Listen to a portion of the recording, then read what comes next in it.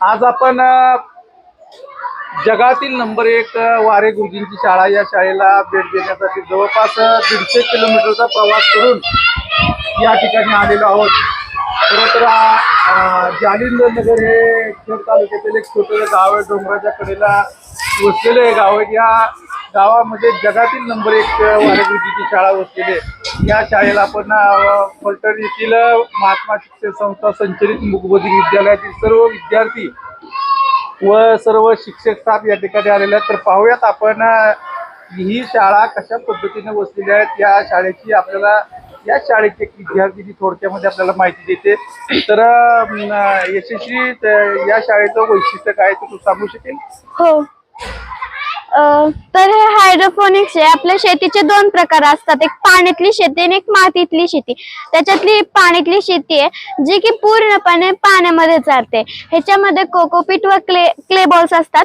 आता कोकोपीट काय काम करतं, झाडांना पोषण देतं, आणि क्ले बॉल्स काय काम करतात, तर झाडांना जेवढं पाणी पाहिजे तेवढं देतं आणि जेवढे नको आहे ते आपल्या आतमध्ये शोषून घेतं। ह्याने काय होतं की आपली झाडांची नीट वाढ होते, आणि जर ही मोठी व्हायला लागली आम्ही ह्याला अशी खाली रोपटं लावतो त्याची। आणि कोकोपीट म्हणजे की झाड नारळाच्या झाडाच्या शेंडापासून बनलेलं एक प्रोटीन असतं। जो आम्हाला वेगवेगळ्या भाषा शिकवल्या जातात, जसं की 500च्या नोटावर जेवढ्या भाषा आहेत 16 तेवढ्या सगळ्या आम्हाला शिकवल्या जातात। त्याच्यातली एक जापनीज मध्ये 3 लँग्वेज असतात, हिरागाना, काटागाना आणि कांजी। त्याच्यातली ही हिरागाना म्हणजे की उजळणी, आणि आम्ही ह्याच्यातले ना बेसिकली शिकतो। आता आम्ही लँग्वेज का शिकतो, तुम्ही म्हणायचं आपली मराठी लँग्वेजच बरी, तर आम्ही लँग्वेज का शिकतो कारण की आपण त्या देशात जर सपोज गेलो थोडीफार आपल्याला आपले सेल्फ इंट्रोडक्शन यायला पाहिजेत, म्हणून आम्ही ही जापनीज लँग्वेज शिकतो। व ज्या 500च्या नोटावर लँग्वेज असतात तेही आम्ही इथे शिकतो। शाळा आहे आणि गुरुजी आल्यानंतर ही शाळा अशी झाली, आणि ह्याच्यातून पण इम्प्रूव्ह होणार आहे अजून। ही जी आमची जुनी शाळा होती त्याच्यामध्ये फक्त 12च मुलं होती, त्याच्यातली पण 3च राहायची आणि बाकी गैर राहायची। आणि ह्याच्यामध्ये फक्त 2च रूम होते आणि एक ऑफिस होतं, ते पण जरा हे होतं, पाणी लिकेज व्हायचं त्याच्यातून। पण वारे गुरुजी आल्यानंतर काय अशी शाळा नाही, 150+ मुलं। हे वाचनालयामध्ये इथे 3 ते 4 पेक्षा जास्त पुस्तक आहे। ह्याच्यामध्ये फक्त आपली मराठीच लँग्वेजची नव्हे तर इंग्लिश लँग्वेज किंवा आपले जे कोडिंगच्या लँग्वेज असतील, फाउंडेशन कोर्सचे जे पुस्तकं असतील तेही इथे अवेलेबल आहे, आणि हे आम्ही झोपल्यानंतर वाचतो। आता हे झोपणे म्हणजे काय, आमची योगनिद्रा असते। योगनिद्रामध्ये मुलांचं स्टॅमिना फक्त 3 ते 4 तास असतो, त्यानंतर त्यांना आळस यायला लागतो, झोप यायला लागते त्यांना। मग ते ना त्यांची एनर्जी डाऊन होते, मग जे गुरुजी शिकवतात ते मुलांच्या लक्षात राहणं सुरू होत नाही, किंवा ते गडबडतात, गुरुजी काय शिकवतात काय नाही विसरून जातात सगळं। किंवा एखाद्या वेळेस असं पण होतं शिक्षक पण झोपेमध्ये असं त्यांना पण एवढं परफेक्टली शिकवता येत नाही। असं न व्हावं म्हणून आम्ही योगनिद्रा घेतो, त्याच्यामध्ये फक्त आम्ही 19 मिनिटाची क्लिप लावतो आणि सगळी मुले गाढ झोपून जातात। आपलं जसं मोबाईल चालतो तसंच हा पण चालतो, आणि याच्यात आपल्याला शिकवतात ते सगळे। हे चार्जिंग स्टेशन आहे, ज्याच्यामध्ये आम्ही लॅपटॉप टॅबलेट चार्ज करतो। ह्याच्यामध्ये आम्ही कोडिंग 4 लँग्वेज करतो, त्या कोणत्या HTML, C++, पायथॉन आणि स्क्रॅच, हे सर्व आम्ही लॅपटॉपमध्ये करतो। आणि हे जे लॅपटॉप आहे ते आम्ही विषय मित्रांनुसार वाटलेले। विषय मित्र म्हणजे काय, गुरुजींनी एखादी मॅथचा सब्जेक्ट शिकवला असेल आणि एखादा मुलाला डाऊट आला असेल, मुलगा केव्हा विचारतो, एकदा विचारतो, 2दा विचारतो, 3दा विचारतो, 4थ्यांदा विचारायला तो घाबरतो। गुरुजी आपल्याला ओळखतील, बाळा तुला मी केवढं वेळ शिकवले तरी तुला येत का नाहीये, किंवा मुलंही आपल्यावर हसतील।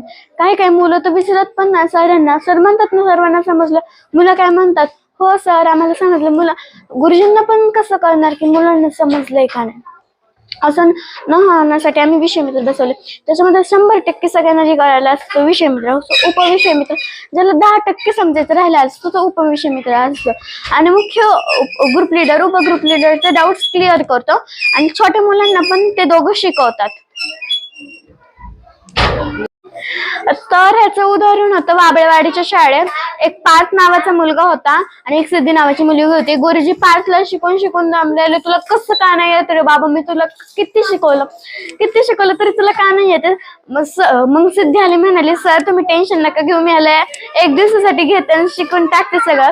सर म्हणलं माझ्याकडून नाही शिकवते, तो तुझ्याकडून कुठून शिकव. तरी गुरुजींनी दिलं त्यांना शिकवायला आणि मग सिद्धीने त्याला शिकवलं. मग पुढच्या दिवशी काय झालं, चमत्कारच झालं. तो पार्थ म्हणाला सर धरा काही पण विचारा मला, तुम्ही जे पण विचारा ते मी क्लिअरली डाऊट, आणि जो डाऊट आहे मी परफेक्टली तुम्हाला जो विचारलाय, सिद्धीला जो विचारला तुम्हाला समजला. गुरुजींना तिथूनच कळालं की मुलांनाच मुलांकडून जास्त समजतं.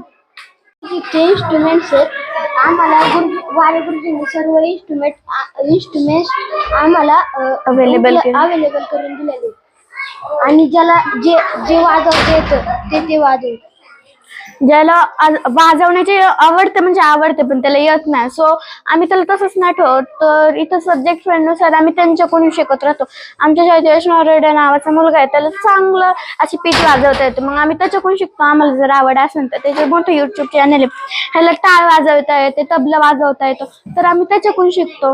असं आम्ही पूर्ण हे करतो. किंवा आमच्या संगीताचे सर पण येतात शिकवायला. इथे आर्चरी आहे, गन्स आहे, रायफल आहे, सो की ते आम्ही यूज करतो निशाणेबाजी परफेक्ट मुलांचे व्हावे ह्याच्यासाठी. इथं तीक्ष्णचे हे बघा, तुम्ही बाण बघत असाल, इथे खूप हे तीक्ष्ण असतात बघा, म्हणून ह्याच्यासाठी इफेक्ट करण्यासाठी हे आहे.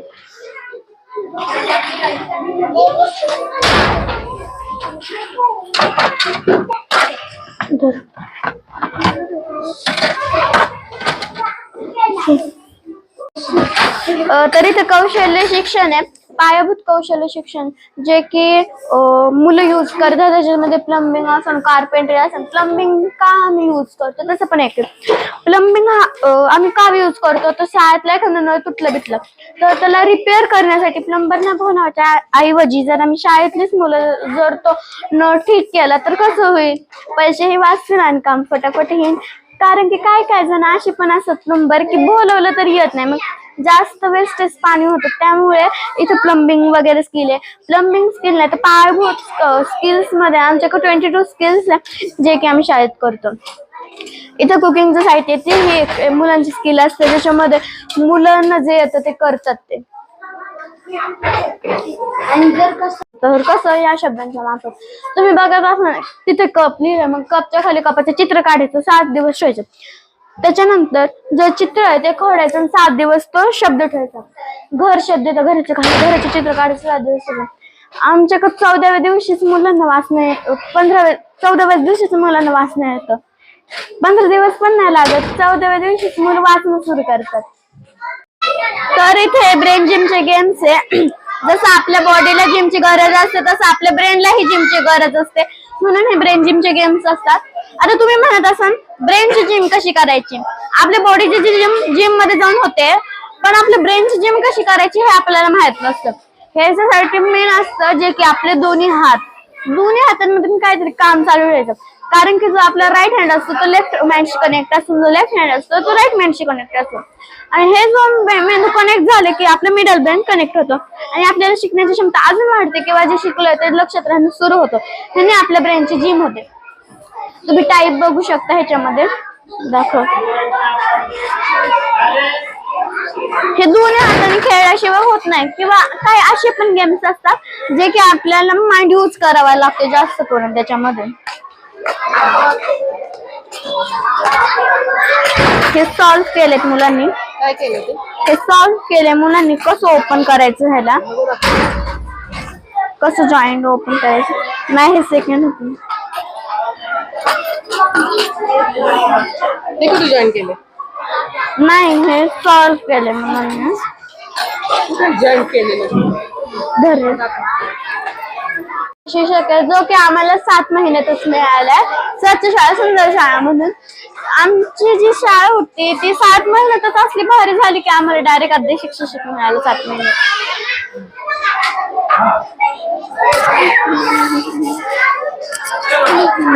पुढे ही गेमिफिकेशनचे रूम आहे, त्याच्यामध्ये गेमच्या रिलेटेड आम्ही काय वस्तू ठेवल्या, जसं की आता तुम्ही इथं बघत असाल cube, chess, brain gym, PC.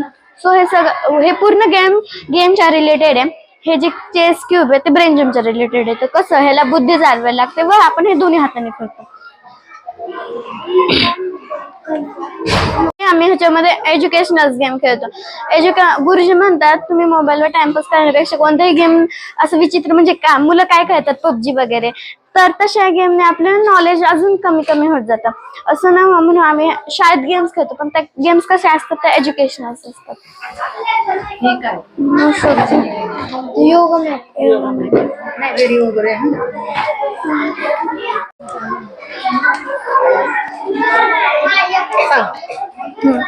हे पूर्ण आर्ट रूम आहे, ज्याच्यामध्ये आर्टच्या रिलेटेड स्किल आहे. आर्ट अँड क्राफ्ट, आरी वर्क, ज्वेलरी, मेकअप. तर ह्या सर्व स्किल्स जे इथे आम्ही करतो हे 22 स्किल्स पैकी आहे. आता तुम्ही इथं बघत असाल, इथं मुलं आर्ट अँड क्राफ्ट करतात. आर्ट अँड क्राफ्ट मध्ये जे असतं ते मुलांचं जास्त करून स्किल व प्रोव्हाइड करतं. त्यानंतर तुम्ही इथे बघत असाल, हे आरी वर्कचं काय मटेरियल आहे. आरी वर्क जे महिलांच्या ब्लाउज वर डिझाईन्स केलेले असतात त्याला आरी वर्क म्हणतात, जे की आम्ही इथे शाळेत शिकतो. आणि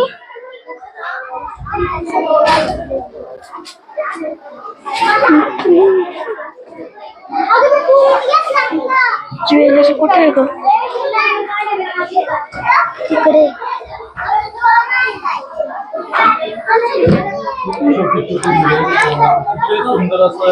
एक मिनिट,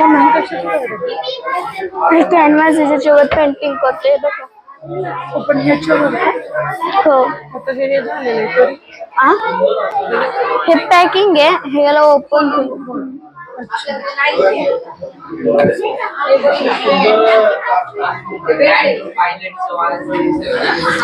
सर एकदा वापरलं की कॅनव्हास तयारी होतो ना, त्याला ते वापरू कॅनव्हास. इथे ज्वेलरी स्किल आहे. हे पूर्ण हँडमेड ज्वेलरी आहे, जे की मुलं इथे शाळेत बनवतात. हँडमेड ज्वेलरीला मार्केटमध्ये खूप डिमांड असते. सो मग इथं पूर्ण ज्वेलरीचं मटेरियल आहे.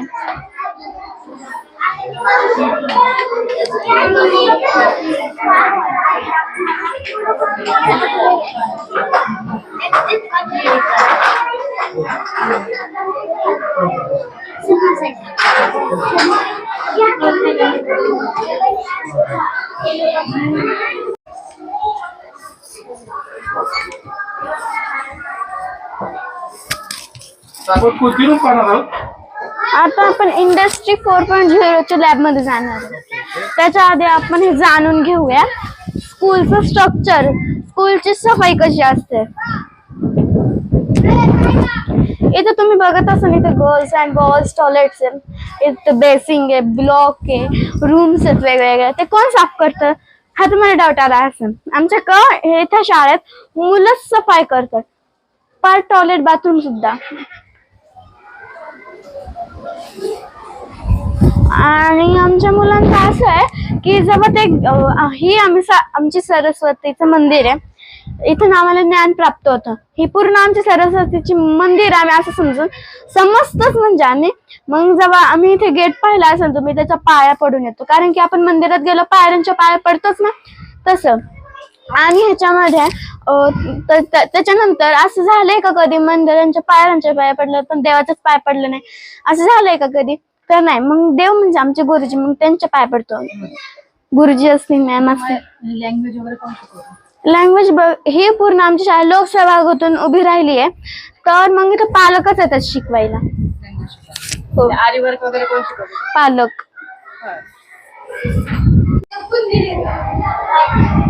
आपण कोणत्या विभागात आलो? इंडस्ट्री 4.0.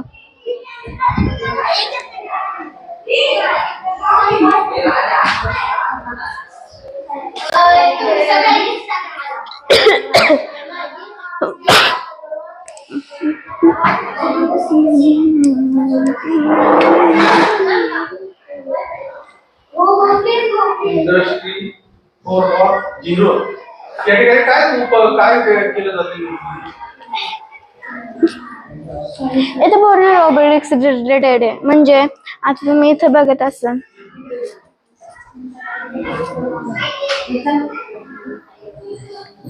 नेमकं काय या रूम मध्ये नेमकं कशाच शिक्षण दिलं जातं तुम्हाला? म्हणजे त्याच्यामध्ये पूर्ण आम्ही इलेक्ट्रॉनिक्स रोबोटिक्सने हे रूम केलेली आहे इंडस्ट्री 4.0 तर सपोज हे कोणतं तरी आपलं मटेरियल आहे. सो ह्या मटेरियल आपण इकडे ठेवलं आणि ह्याला स्कॅन करून त्याची MRP आणि त्याच्यानंतर ह्याला जाऊन ते आपल्या बॉक्समध्ये जातं म्हणजे आपल्या पिशवी वगैरे मध्ये. हे असं हे मशीन चालू वगैरे केलं हे ऑटोमॅटिकली सगळं होतं.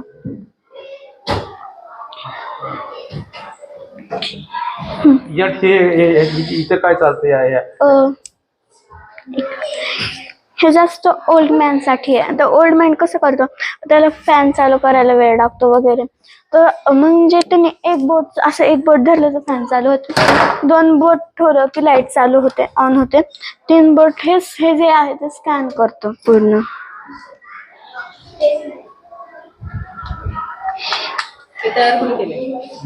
हे तयार केलंय सगळ्या मुलांनी.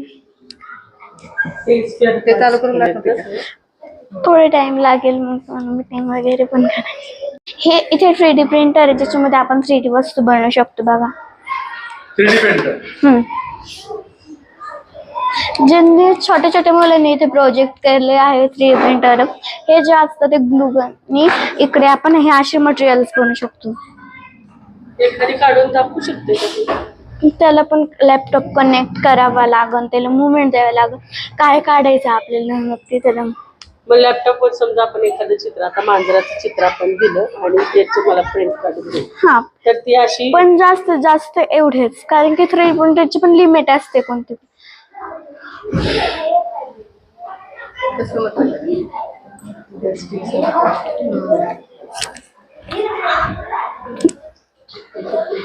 सर तरी ते 4 एक्सेस रोबोट आहे जो की 4 मुवमेंट्स करतो. माणूस कसं करतो सगळ्यात पहिलं ही सपोज एखादी वीट आहे, त्या वीटमधून तो आधी इकडे येतो, मग इकडं येऊन मग ते तिच्या विटीच्या डिबेमध्ये टाकतो.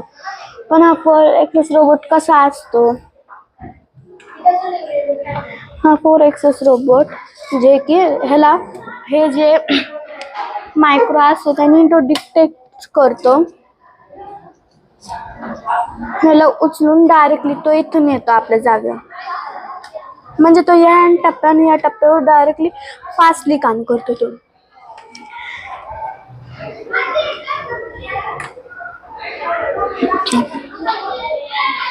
हे त्याची डिटेक्ट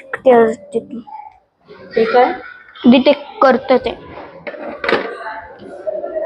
हा जो कूलर आहे तो एका 3रीच्या मुलाने बनवलेला तेलाच्या डब्यापासून. त्याचं नाव शिवम आहे. ही जी पूर्ण लॅब आहे ती आम्हाला सिमोसॉफ्टने अवेलेबल केली. सिमोसॉफ्ट कंपनी हे मोठी अमेरिकन कंपनी आणि ती अमेरिकन कंपनी मधली पुण्यामध्ये आहे ती आता सध्या. सो मग ती काय करते, ती वेगवेगळ्या शाळांना जे चांगले आहेत त्यांना लॅब डेव्हलप करून देते आणि मग मुलं त्याच्यावर करतात. आणि त्याचं सिमोसॉफ्ट कंपनी आहे. स्वतःचं ब्रँड अँबॅसेडर आमच्या शाळेतलं शिवम खरपुडे आहे.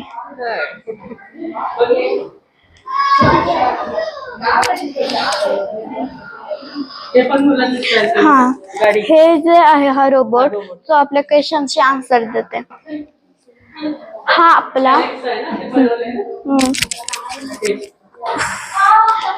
हा आपला भारताचा नकाशा आहे. ह्या भारताच्या नकाशामध्ये तुम्ही बघत असाल हा भारत दिसतोय तुम्हाला. तर आधी त्यांची नावं काय होती, आता बऱ्याचशा वेळ ते डिवाइड झालेले तुम्ही बघू प्राचीन भारताचा नकाशा आहे का? हो, म्हणजे डिवाइड झालेले आहेत ते. बांगलादेश वगैरे, बांगलादेश, भारत, पाकिस्तान. तो किती जणांनी कट केले बघा तू. मुलं कार्पेंटरचं करतात. ह्याच्यामध्ये तुम्ही बघत असाल मुलांनी पेट हाऊस बनवलेले, चेअर बनवली, हे सर्व जे आहे ते मुलांनी बनवलेले कार्पेंटर. आपलं जे कॅनव्हास असतात ते ठेवण्यासाठी हे छोटस बनवतात, म्हणजे मुलं बनवले बघा तुम्ही.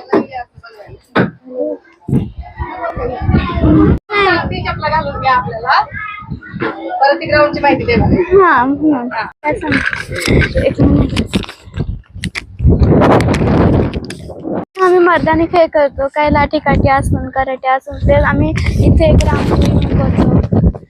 सर म्हणतात की तुमचं शिकण्याचं पण ओके, पण तुम्ही जर शिकले तर घाम गाळस्तवर तुम्ही व्यायामही केला पाहिजेत, म्हणून आम्ही इथे ग्राउंडवर येतो, खेळतो वगैरे. हे तुमचं ग्राउंड आहे का?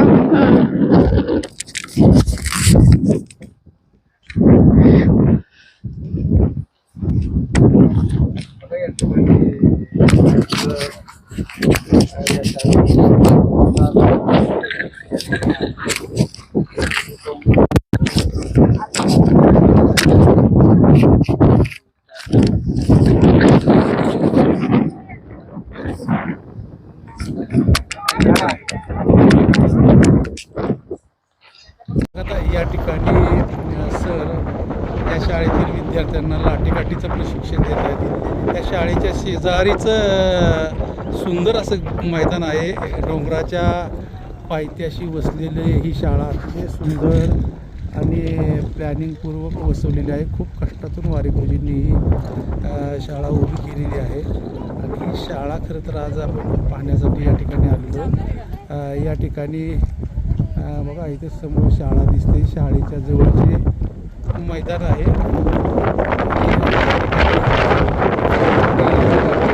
हा सराव मुलांचा सर करून घेत आहेत.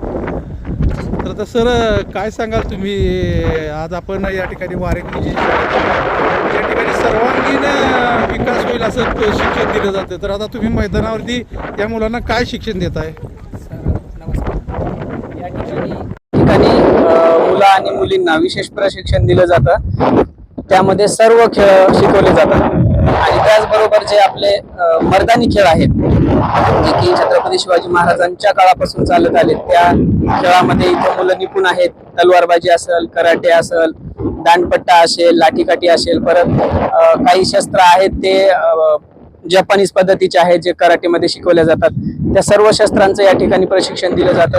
विशेष करून मुलींसाठी हा उपक्रम खूप छान आहे आणि मुली याच्यातून सक्षम होतील आणि जे की सध्या वातावरण चालू आहे समाजामध्ये, या वातावरणाशी लढण्यासाठी मुली सक्षम होतील, तयार होतील.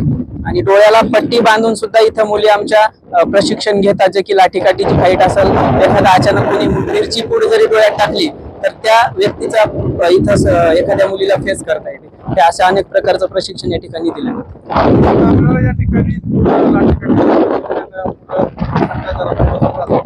नक्कीच नक्कीच सर, नक्कीच. चला आपल्या स्टिक घ्या, डबल स्टिक घ्या, कंटिन्यू.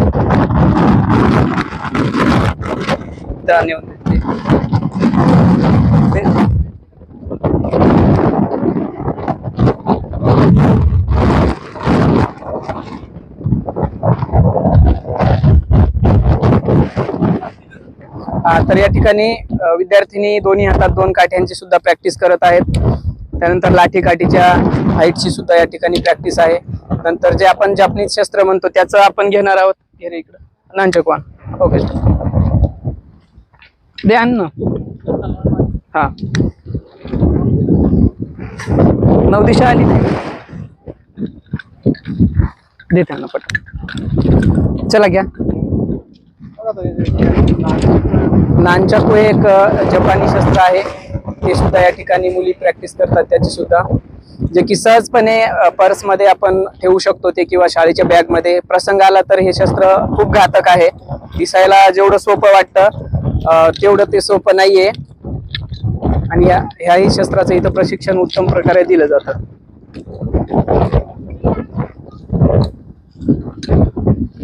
यानंतर लाठीकाठीचं, दांडपट्टा आणि तलवारचं सुद्धा या ट्रेनिंग या ठिकाणी मिळतं मुलींना. Regular step. तर या ठिकाणी दांडपट्टा आणि तलवारबाजी हे प्रशिक्षण सुद्धा मुली उत्तम प्रकारे करतात, जे की छत्रपती शिवाजी महाराजांच्या काळामध्ये जे शस्त्र होते त्याच्या शस्त्रांमुळे आज आपण या ठिकाणी जिवंत आहोत, जे की स्वराज्यावर आक्रमण झाले असता आपले दांडपट्टे आणि तलवारीने महाराजांच्या काळात आपण ते संरक्षण केलेलं आहे. पुढच्या एक फाईट लाठीकाठीची. तर या ठिकाणी एखादा जर व्यक्ती आला लाठीकाठी घेऊन तर त्याची हे पण आपल्याला प्रतिकार करता आलं पाहिजे.